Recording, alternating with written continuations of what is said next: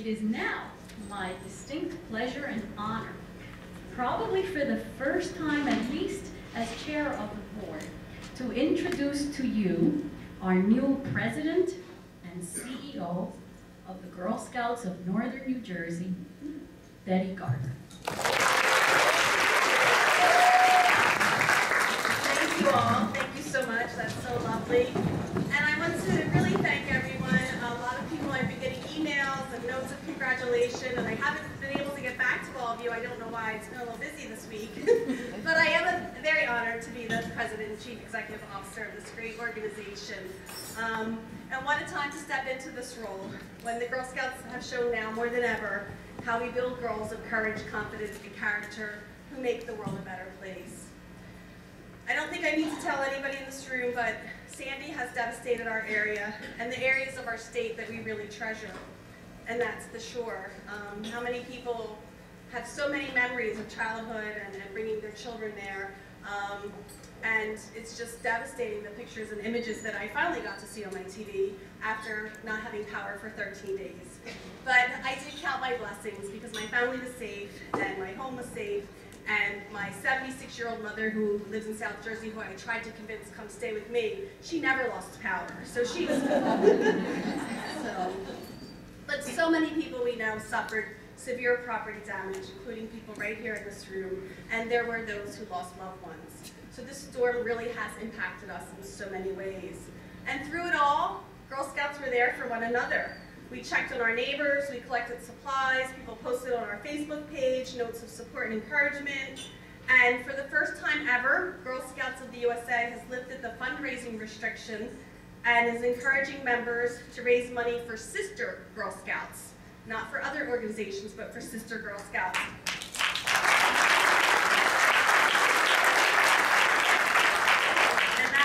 Is the 4 councils in New Jersey and 4 councils in New York that were most impacted by Sandy.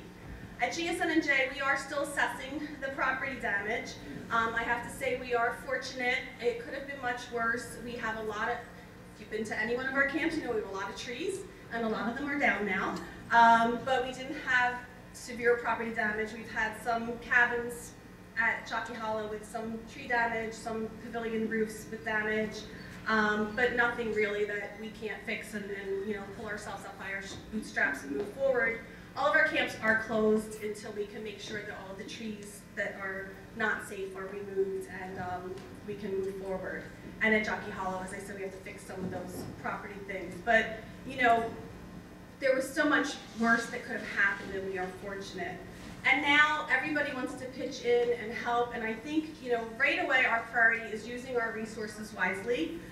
There are people in need, many of them are own members. And there are those of you who want to help, and there are those of you who need help.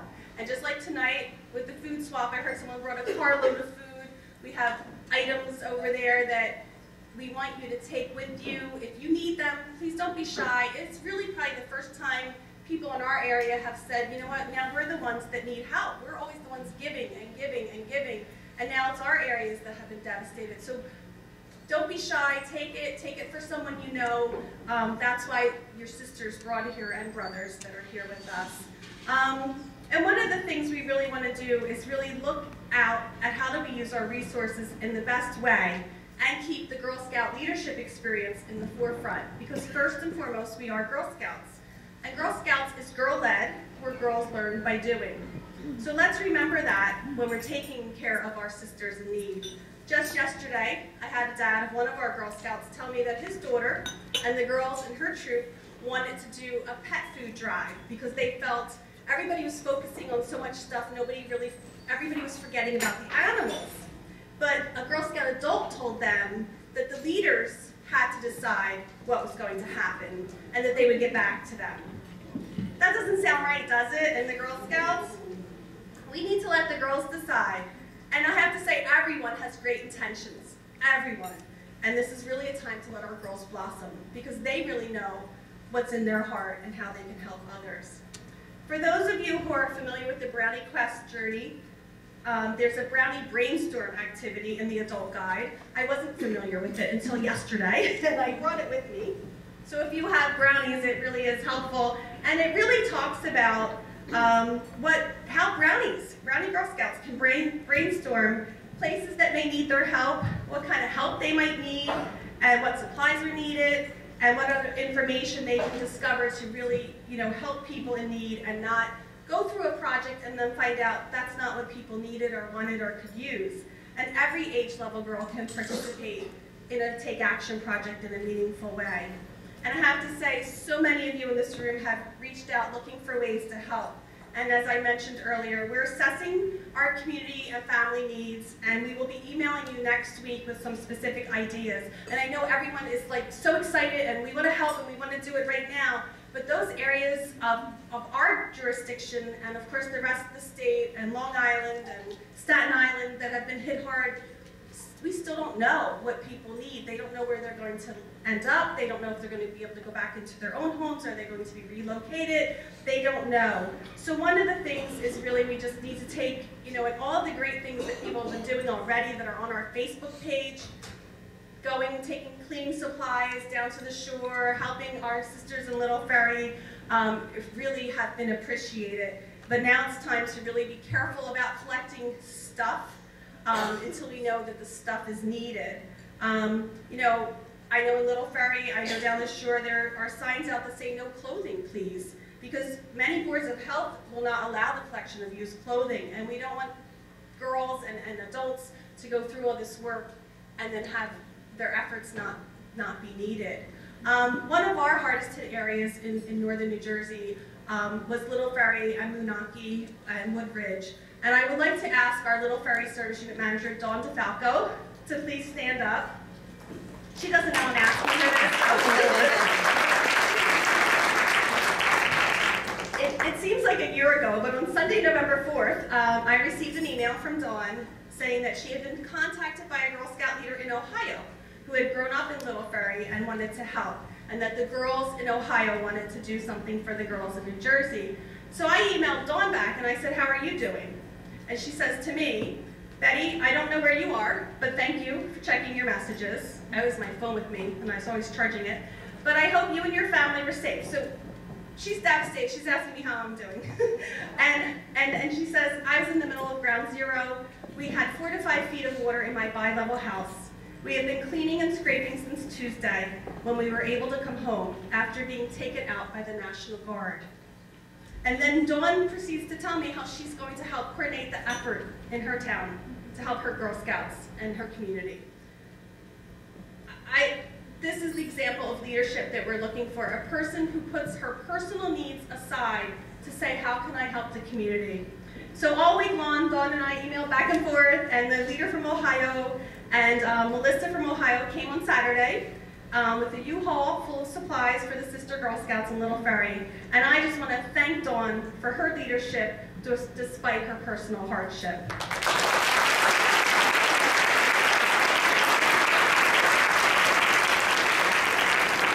And there are others out there sitting right in this room, like Dawn, who rise to the occasion and do what they're needed despite what else is happening. So next week when we send you that email, we'll send you Dawn's information. She has some ways that you can continue to support the girls in Little Ferry. For girls that have lost supplies, damaged, ruined by floodwater, or just disappeared, whether it's their vest, their sash, their badges, their Girl's Guide, their journey book, we have updated our financial aid form to include Hurricane Sandy relief. So the form is already on our website under the resources tab, and then you'll find it under forms. So if you have girls, and we know not every girl lives in a community that was hard hit. She may live in a house that was hard hit and that had flooding that no one else in her neighborhood did, but her sump pump didn't work because the electricity was out. Whatever the reason, if you have girls who need Girl Scout resources, fill out that form, get it to us, and we will replace what they need.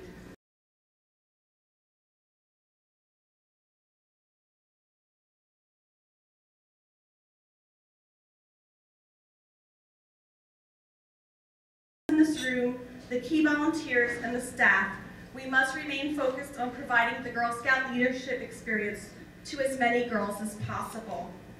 So I want to thank you again for everything you've been doing. And I can't believe it's only 2 weeks and 2 days ago that this arrived in our area. but thank you all for the notes, the messages, the support to each other, things that we don't even know about, but that you know you did, and you did it because you're a Girl Scout and because you care about one another. So thank you so very much.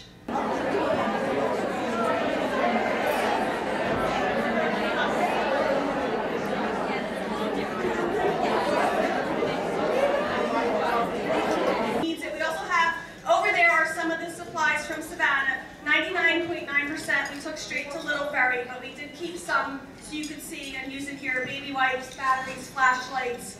So please take that with you. There are so many people who need it. She served as a Port Authority Commissioner until 2002 when her term expired, and she was in service during the September 11th terrorist attacks. Kathe was born in New York, but more importantly, she was raised in New Jersey. And she's a graduate of Queen of Peace High School. She earned her bachelor's degree from Rutgers University in New York and was awarded a Juris Doctorate from Cleveland Marshall College of Law. She lives in Rutherford and has a son, but most importantly to us here in this room, she has been a Girl Scout for many, many years. She was a board chair of the Legacy Bergen County Girl Scout Council, and she is one of our Women of Achievement alumni. So please join me in welcoming Kathe Donovan. Good evening, everybody. It's nice to be with you. They asked me to come and speak a little bit about leadership to you, so I thought what I would do is say a few things, tell you some stories about how I got to do what I'm doing, and then we'll turn over to questions and answers and comments that you may want to make to me and with me. The resume that you just read, which was very kind, truly one of the most important parts of that is that I'm a Girl Scout. And many of the things that I've done in life, aside from parents who said, sure, you can do anything, back in the day when girls weren't allowed to do that kind of thing, but Girl Scouting provides a platform for so many of our young girls to grow up into young women who can take on the world. And I think sometimes when you're a volunteer in Girl Scouts, people don't understand how important you are to our future and how much you help your girls. I was a Girl Scout leader at a junior troop when I was in college, and then after I graduated law school, I had a cadet troop for probably close to 20 years. I stayed with that age, and then the kids, filtered in and out. And any of you here who are leaders, sometimes you get a group of girls who are just the best girls on the face of the earth.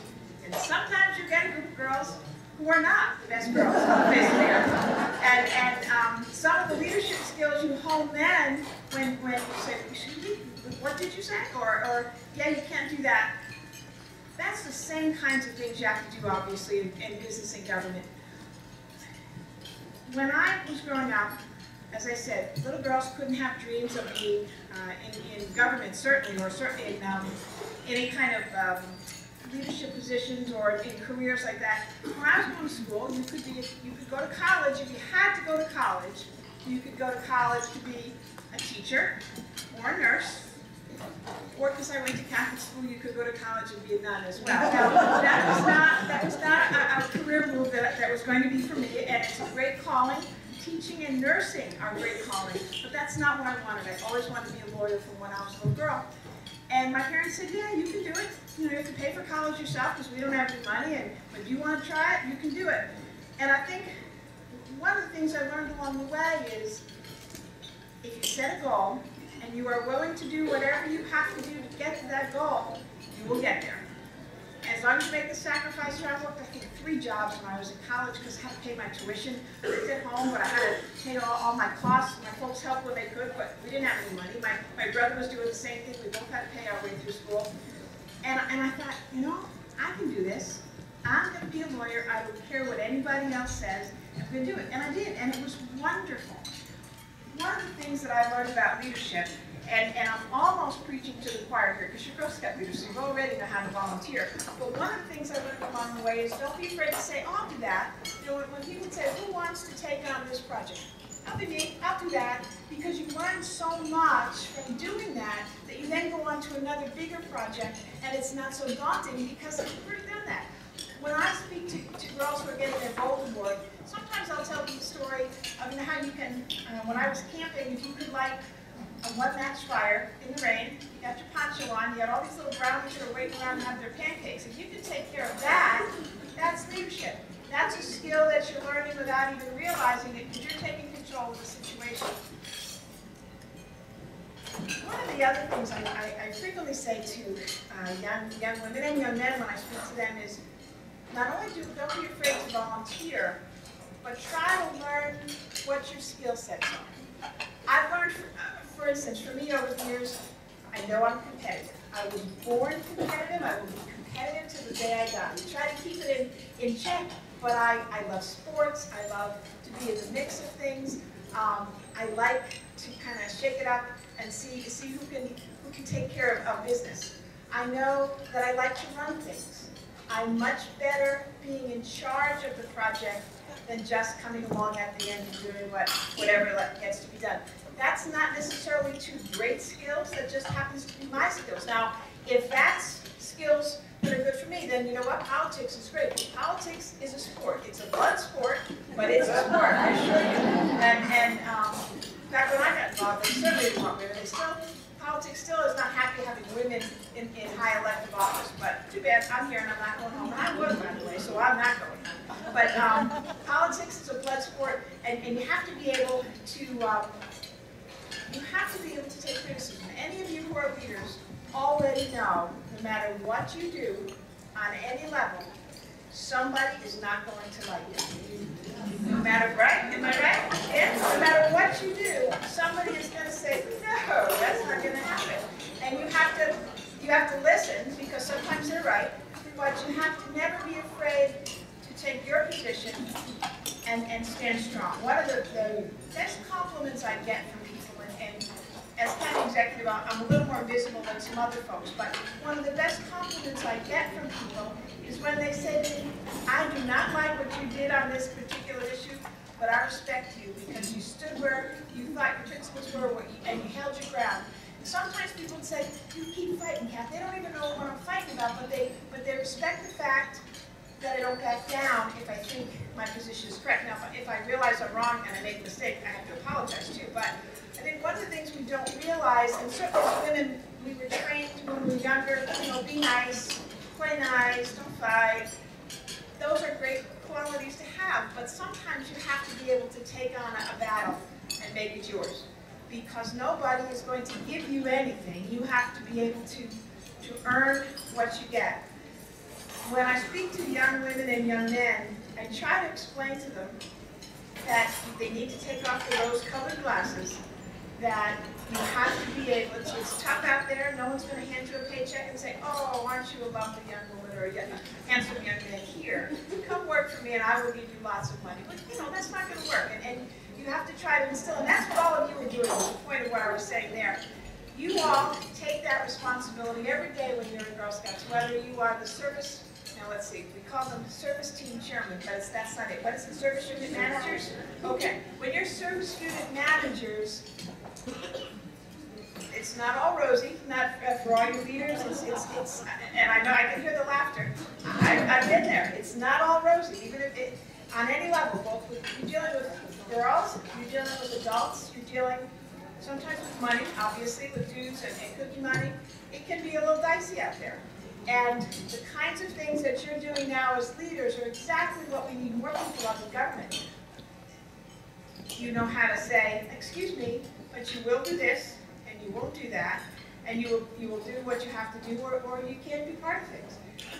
Girl Scouting over and over and over is one of the best organizations, and the women and the men here are part of an organization that most people don't understand is grounded in the kinds of things that make great leaders. There's a reason why a lot of women in government, for instance, were Girl Scouts, because they learn the leadership that they need in a good setting when you're having fun as a little girl, but they learn the qualities that they need to take on a lot of battles that are going to come their way.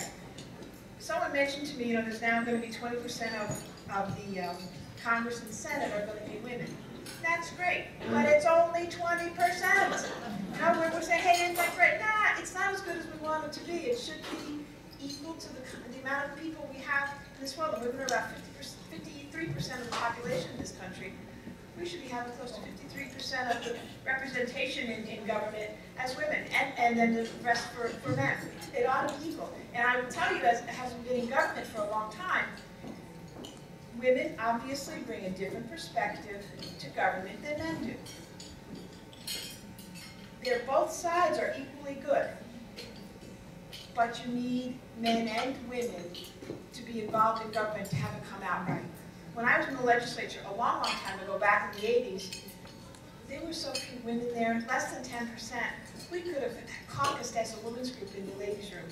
There were so few of us, and sometimes we did because there was no place. If you wanted to have a private conversation, you go into the ladies' room because the lobbyists and other people were men and they couldn't follow you into the ladies' room. And sometimes it was very effective because, oh, I can't say that, but it actually was very effective because they couldn't follow you in, and you could have a private conversation with people. But we've come a long way, but we're not nearly where we have to be. And it's women like yourself and the men in the audience who understand that we have so far to go yet. When my mother was born in this country, women did not have the right to vote. That's an astonishing fact when you think about it. My mother didn't have the right to vote when she was born, or women didn't have the right to vote in this country when she was born. And we've come a long way, but we still have a long way to go. When we have 20% of the leadership of this country on a government level, on a federal level, women, and 80% are men, there's something wrong. Part of it is I think women get a little nervous. We're still the home keepers and the caregivers, and you know, I took care of my mom and dad till they're passing. I raised my son, he's 21. I understand all of that, but you have to try to balance, and this is a plug. We need more women in government. We need more women in elected office.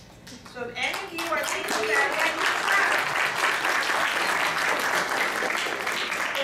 are thinking about running for office, and I know that doesn't suit everybody, and that's a good thing, because you can't have everybody like me, because that would be a little crazy. Right? But if you are thinking about it, please think deeply about it. We need you. We've got some fine men in government, but we need more women in government as well. If you're thinking about it, let me give you some tips about if you're going to run for public office, because it's leadership in other places, but it's a little different from the corporate boardroom. It's different from being a teacher, or when I practice law, it's different from that as well. Number one, you got to dress the part. You know, you're showing up at a clam bake when you're in politics, you're running for something. Do not show up in shorts and a t-shirt. You have to show up something like this, maybe a little more casual. You are going to look like the odd woman out. There's no question about it. But you can't. If you're trying to get to a position, you have to look like you're already in that position. People will not take you seriously if you show up like you're ready to have a good time at the place. You're there to work. Someone asked me before, was I having dinner? No, I've gone to probably all the catering halls in northern New Jersey. I can tell you how to get there. I can't tell you what the food tastes like, because for the most part, I'm not eating at the place because I'm talking to people, I'm shaking hands. You know how rude it is to have food coming out of your mouth when you're trying to talk to somebody, or your hands are greasy from trying hors d'oeuvres. You have to learn those kinds of things. I tell people, when I talk at seminars to people who are going to think about running for office, have 5, 6 sets of clothing and keep those in your closet, because as campaigns get through the cycle, as you come to election day, and trust me, if you're a candidate, October is the worst month of the year, because everybody's tired and cranky, and you keep campaigning and campaigning and campaigning. You can't think of what you might want to wear. You have to have those outfits right in front of you, so you know what you're gonna put on. You know you're gonna look professional every time you go out the door, at least your definition of professional. You need to feel like you're ready to take on the world. If you're going to be a leader in anything, you have to develop a thick skin. As I said before, where people are always going to disagree with you, trust me, in this job, people disagree with me because I'm breathing. Some people hate me just because I'm alive, and I understand that. And you have to get to that point where you think, okay, so you don't like me. I'll put you down as a maybe. Maybe you don't. That you're not gonna, but maybe you vote for me. If you're going to run for political office, develop a thick skin. If you're going to be in any kind of leadership position, do not presume that there are any secrets that aren't going to go out there. Just do not presume, because if you've got a secret, somebody's going to find it out. I was at a seminar with once, and a woman said, you know, I'm a recovering alcoholic, and should I not say anything? Should I try to keep it secret? And the panelists, of whom I was one, said, first of all, there are no secrets in politics or government. Somebody's going to know and talk about it. Number two, you should talk to people about that, because that's very courageous and a wonderful thing that you are a recovering alcoholic. And she'd been in recovery for long enough that she wasn't, it'd been a couple of years, so she wasn't just still tentative and trying to find her way. And I said, talk about it, embrace it. First of all, if you're running for office, you're going to find a whole different group of people who either are in recovery or have family who should be in recovery or whose family is in recovery. You now have another group of people. And you know, when you're running for office or if you're in leadership, you're always looking for connections with other groups of people who are going to be comfortable with you. In my case, like me enough to vote for me and trust me enough to vote for me. But for you also, in positions of leadership, it's the same kind of thing, just perhaps a little different. But you're always looking for groups of people who are going to like you and connect with you. So for that woman who thought maybe she should hide it, one, you can't hide it, and two, she shouldn't hide it because she brings more people into her circle. One of the things that happened to me personally is my son is adopted, and now here I was 38 years old and I wasn't married, and I show up with a 7-month-old baby in my arms. Somebody's going to pay attention to that. There's no question about it. So I was never going to make it a secret anyway. I don't believe in that. And I was thrilled to talk about it anyway. You know, I'm the best child in the world, yada yada. And yes, I do have the best son in the world. But I started talking about adoption, and I thought, well, I'm in kind of brutal business. Some people are going to make fun. They're going to say stupid things. I'm ready for that. I don't care. What happened was, wallets came out. People opened their purses and say, see these little kids? They're my Korean adopted kids, or my son and daughter adopted kids from another place. It brought, again, to me, a whole group of people with whom I didn't have a connection before, but now I had a connection that really was unbreakable, because we'd been through the same experience of not being pregnant, but waiting for the birth of a child. And so they understand in a different way than others do about that. And you have a whole different circle of people. So if you're going to run for elective office, or if you're going to, of any kind, either the kind that I have or something else, start figuring out your circles of knowledge of what you know and people you know. Is it old high schools? Is it Girl Scouts? Is it people like me who are adoptive parents? What do you have, and everybody's got them, that your circle now brings you into people? I would tell people the first time I got elected to office on a countywide level, there were 40 people on the ballot. We voted for 7 to win, nonpartisan. And I remember 20 on the ballot. I thought, well, yeah, people are just going to go, 1, 2, 3, 4, 5, 6, 7, and that's it. Well, you know what? I won. And I was so naive, I thought, I wonder if I won. I opened the newspaper the next day to find out. Trust me, I never waited again to find out the newspaper whether I won. But when I did then, I didn't know I was going to win. But then I found out later, the Girl Scouts who'd been in my Girl Scout troop had grown up and could vote. Their parents could vote. I was I council president? I think I was council president of Girl Scout Council Bergen County. And some of those people said, oh, that's Kathe. We know her. We're going to vote for her. That was another whole circle of people. The rest of the people in the ballot didn't have the Girl Scout community that I had, and that brought more people to say, I trust her enough. I'm going to vote for her. The other thing you have to be in leadership is honest. I don't lie. I can't remember lies. I don't want to have to put my head on the pillow and think, okay, what did I say today that I'm going to change tomorrow? I tell you as I know, I can make a mistake and say the wrong thing, but you don't lie when you're in leadership, because it will come back to haunt you. It's wrong. And people can't, once you lose people's trust and respect, it's very hard to win it back. Now, some of you already know that from your life experience, but other people think, I'll just tell half the story. I'll just tell them a little piece of things. It never works. You got to be honest. You got to be out there. You're going to say, here's what I'm doing. You don't have to like it, but here's what I'm doing. And if you ask me the same question tomorrow, I'm going to answer the same question the same way. And once you get involved in dealing with newspapers and reporters, sometimes reporters' jobs will be to try to trip you up, and you'll say, well, you said this yesterday, you said this today. You have to be really clear when you talk to reporters, and you say, no, here's what I said yesterday, here's what I'm saying today, here's what I'm going to say tomorrow. I'm going to say the same thing to all of you every single time. People respect you, again, for doing that, but you have to, and if you don't think you're going to remember, write it down. There's no sin in writing something down so you remember it, but don't waffle and don't change your mind all the time. You can change your position on things if you're a leader, but you have to have a reason why you changed your position. The other thing, and then I'm going to stop, and we can have some conversation, because this is going to be a good group, I'm sure, that has many opinions, and we'll be glad to share them with me. The last thing I'm going to say to you is, for crying out loud, have fun. Life's too short. It's too hard. I'm in a brutal business. I work probably 15 hours every day. I left my house at 7:30 this morning. I'll get home about 9:30 tonight, so that's what, 14 hours today. That's every day of the week. I had off on September 1st, and I had a day off on Sunday. In between there were 71 days. I worked every single day of those 71 days. It's a difficult job, but I love it, and I am so fortunate to be the county executive of Bergen County, because you get to help people every day. You get to impact people's lives. You get to have people pay attention to what you want to do and try to implement it. But enjoy what you do. It's just too hard otherwise. I loved being a Girl Scout leader. I have, with the girls who were perfect. With the girls who weren't so perfect, it wasn't as much fun. But enjoy what you do.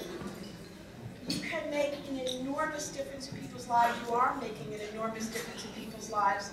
Enjoy the process, because we're very fortunate to be able to do the kinds of things that we do. I thank you for listening to me.